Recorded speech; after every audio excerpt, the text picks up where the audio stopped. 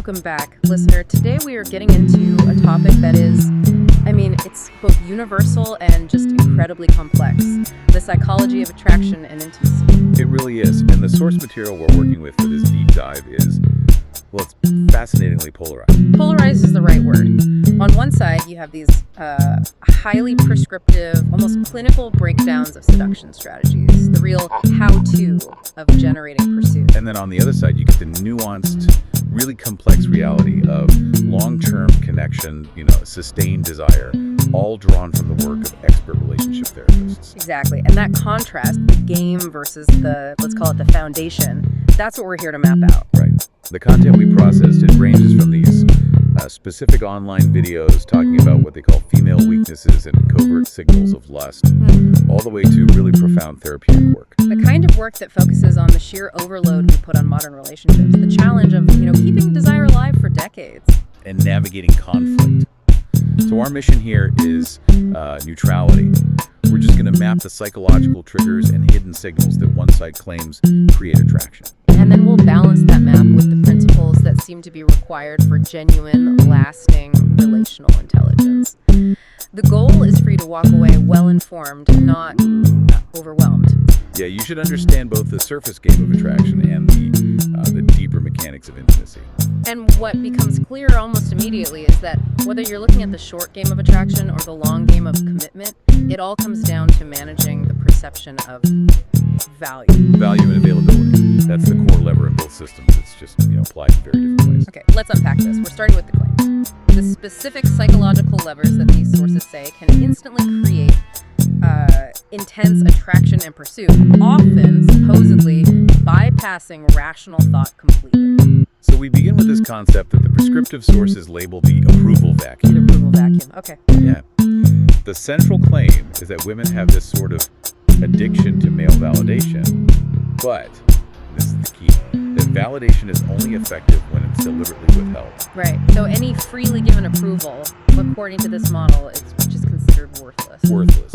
Because it's abundant, it's unearned, but scarce selective approval that's framed as priceless. And this is where the strategy comes in. Exactly. The supposed psychological weakness is that women can't help pursuing validation from men who make them work for it. That pursuit, that effort to earn approval, that creates the investment. It creates the psychological investment, and that investment, in turn, creates the attraction. So the moment a man starts approving of everything, he loses his value.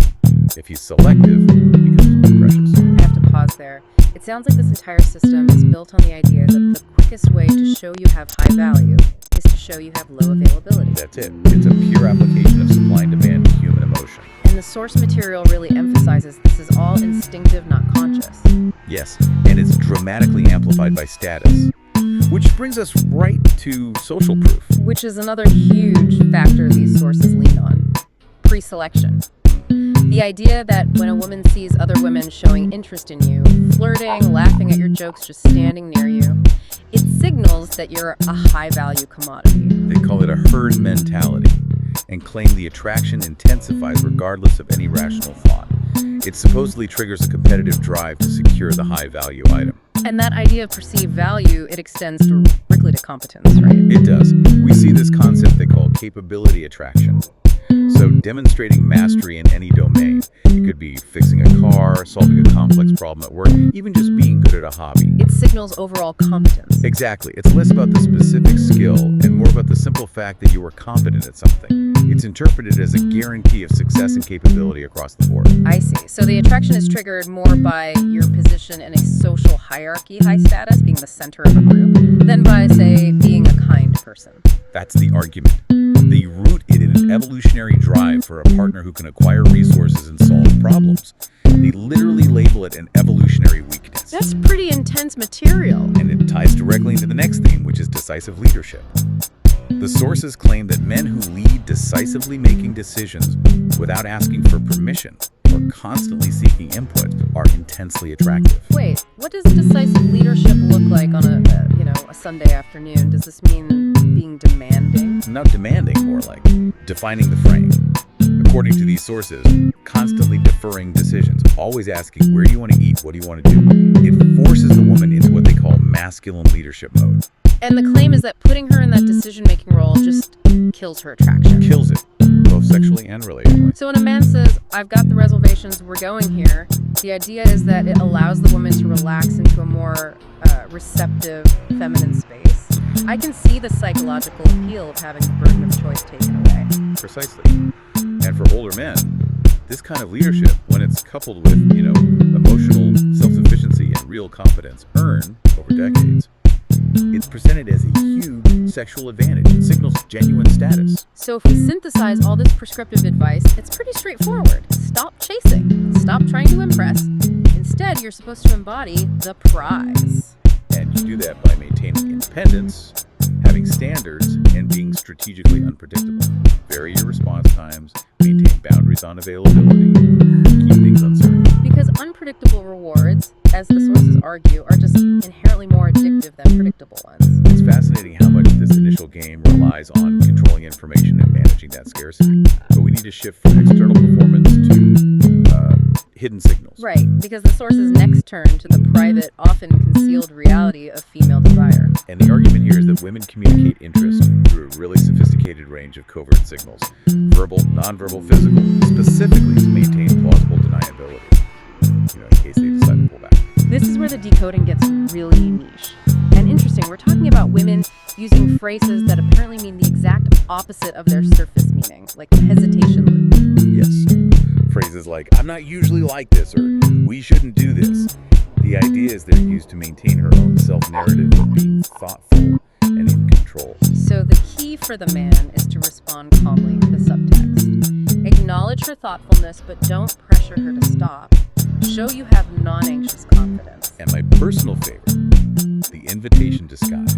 Ah, yes. The domestic incompetence cue. Exactly. Something like saying she's bad at cooking while, casually mentioning she has ingredients at her apartment. The sources explicitly note that as a cover for a sexual invitation. A way to create proximity in a private setting while giving her complete plausible deniability. That's a next-level interpretation of, let's get a frozen pizza. It says a lot about the perceived social cost of just expressing desire directly.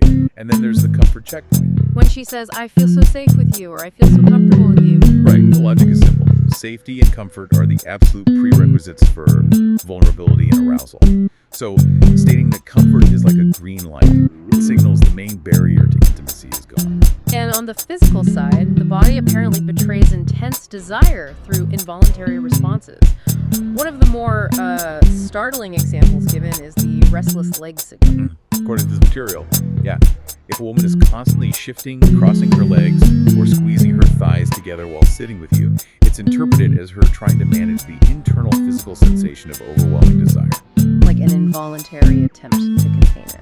That's the claim. Definitely not something you discuss at a bar. And what about the neck exposure and cooling? Pulling her hair up, fanning herself. That's described as an instinctive response to rising body temperature caused by deep desire. It communicates an internal heat that she might not even be consciously aware she's displaying. And all these involuntary signals, the sources argue, they all support this so-called forbidden truth. Which is that female lust is as raw, primal, and physical as male lust. But it's hidden for social power and to avoid judgment. This desire is framed as being so powerful that the sources even try to identify permanent scars from past experiences. Yes, like the detachment reflex, learning to give the body without the heart during intimacy, or chronic validation hunger, obsessively seeking male approval online. And these are presented as signs that a history of casual encounters has, in their words, damaged her. Which brings us to a strategy for managing these dynamics. If you encounter a woman who is using provocative display, maybe seeking that narcissistic supply, the sources advise a countergame. They call it the three-step trap. And the intent here is just pure status control, isn't it? It's all about signaling that you are not controlled by desire. Exactly. So the technique is, 1, you look directly at the display, say she's not wearing a bra for just 1.5 seconds, without lust, like an art connoisseur. 2, you immediately return to the conversation like nothing happened. And then finally, number 3, much later, you offer a comment that shows complete non-reactive awareness. Something like, "You have excellent taste, not just in clothes." The goal is to make it clear you saw everything, but you remained completely unswayed by it, unmanipulated. It's a strategy focused entirely on demonstrating self-possession and high status. But if all of this strategic maneuvering is the short game, then what happens when those games just inevitably fail or become exhausting to maintain? That's where the relational material comes in, and it offers a dramatic shift in perspective. While strategy might get your foot in the door, the material from relationship therapy has a very different view on what makes a connection last. It seems to emphasize emotional depth, curiosity, managing complexity. Right. And what's fascinating here is the sheer, overwhelming weight we put on modern relationships. I mean, the therapeutic sources note this. The ideology of love today expects us to get everything. Best friend, confidant, therapist, passionate lover, soulmate, all from one person. We are asking one person to provide what an entire village once did. And that massive weight is what causes so many relationships to just crumble. Because the pressure kills the very mystery you need for sustained desire. Desire is killed by the cozy and familiar. The sources say if you want to feel alive, you have to introduce risk and novelty. So how do you inject novelty without just resorting to chaos? It means creating situations where you meet your partner and yourself in a new context. It could be travel, new shared activity, or, crucially, revealing a vulnerability you've always held back. It's about replacing the certainty of routine with exploration. And that ties directly to maintaining individual space, I'd imagine. Absolutely. The therapeutic sources highlight that intense fusion where partners become undifferentiated. It eliminates the magnetic pull of desire. You need your own interests, your own friends. That creates the necessary mystery. It fuels what they call the erotic self, the part of you that's playful and responsive. And this focus on exploration is why communication shifts so dramatically. It goes from games to genuine curiosity. The advice is to ask deep, non-aggressive questions to build real intimacy. They mention the trust projection question, which is, it's a genius technique for bypassing defenses. It is. Instead of demanding to know her needs, you make them hypothetical. You ask, if you were with someone who made you feel completely safe, what would you want them to know about what you need? By phrasing it that way, she can express deep needs safely, and her mind just naturally projects you, the listener, into the role of the person who can fulfill them. And that emotional safety, the feeling of being truly seen and understood, that's a powerful trigger for attraction that follows connection, rather than coming before it through tactics. On the flip side, these sources are also very clear about what a man should not do to maintain self-respect and lasting attraction, the non-negotiable boundaries. Absolutely essential. First, Yeah. do not let a woman control you by weaponizing sex, rewarding you when you comply and withholding when you don't. That destroys the power balance. And do not tolerate disrespect. The advice is to address the very first sign of trouble, or you leave silently with confidence. Because that first sign of disrespect, if you let it slide, it becomes the floor for all future behavior. And finally, don't let her control the relationship framework. Constantly deferring decisions, letting her organize your entire social life, it sets her up for what they call mother mode. And that shifts the dynamic from passionate partner to organizational lead. The sources are uniform on this.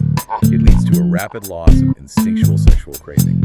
The partner who sets the frame maintains the role of the desirable man. So this deep dive, it's shown us the two sides of the relational coin. On one hand, you've got the tactical side, all about leveraging scarcity and status to generate lust. And on the other, the relational side, focused on cultivating safety, depth, and curiosity for sustained desire. But what's fascinating is where these two, seemingly polarized paths actually converge. Right.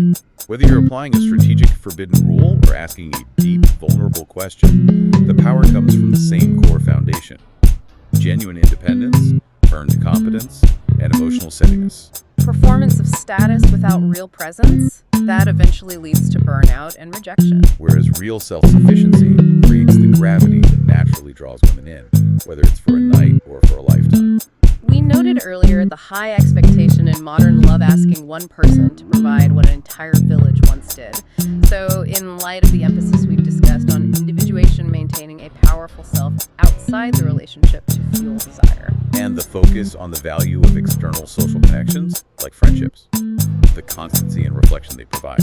We're left with a question for you to consider. If true independence is the ultimate key to attracting and maintaining desire, how much responsibility does separating your emotional fulfillment from your romantic partner truly hold for the aliveness and health of your primary intimate relationship? Is reliance on your village the secret to making your partner feel less like a crutch and more like a chosen co-adventurer. Keep that curiosity alive.